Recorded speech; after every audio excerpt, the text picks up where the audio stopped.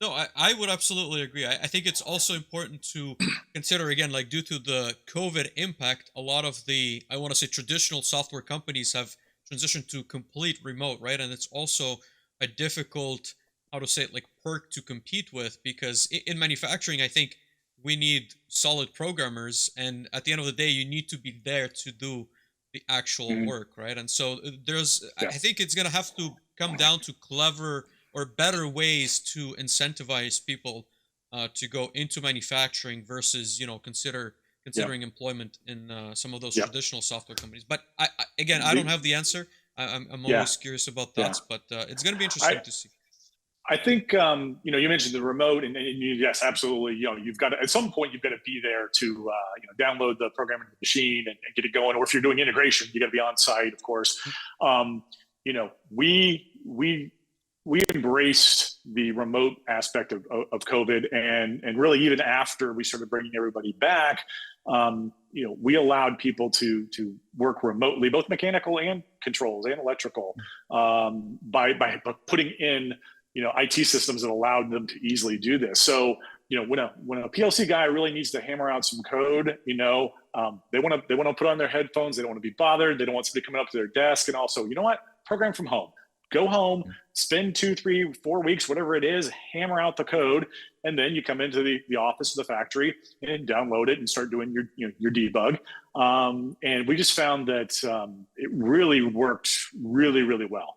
Hmm. So I've been a big fan of that remote work. I know this wasn't your question, but it kind of spurred a thought. Is that I saw the other day and the news popped up. Lots of companies now are saying like, nope, mandatory 3 4 days back at the office. Disney just announced 4 days at the office, and I really think that's doing a disservice because we've learned, we collectively as a country have learned how to do things remotely. I mean, this conversation even 4 or 5 years ago would have had to have taken place at a bar after a conference or a trade show or something like that. And now through the magic of Zoom calls and LinkedIn and all that, we're able to share all this information we're all over the country right now instantaneously. So companies I think need to embrace that, and progressive companies are starting to understand that, but there's still a lot of old school companies in our industry that like, nope, you've got to be in the office 40 hours a week, no excuses. And No. I'm not, I don't agree necessarily with that. Yeah, I absolutely. I And I think I think, think go ahead, Dave. Go ahead. I was gonna say I think that's a good point, Sean. Every time I see one of these kind of large organizations demand a return to office, it is just I kind of look at the organization and I think that the people making the decisions are doing it for their comfort level, right? Maybe they're not comfortable having Teams calls or Zoom calls. Maybe they're not comfortable being able to go knock on the door of the person that they want to talk to, or more realistically, just open the door and destroy whatever they had planned to do for that day. And Mm-hmm. because the lack of comfort of the decision makers, and their desire to kind of command their domain, if you will, they have decided everyone has to return to work. And honestly, I think a lot of top companies are going to lose a lot of their top engineers and their top minds, because we've Yep. proven that Yep. many of us can work successfully from home.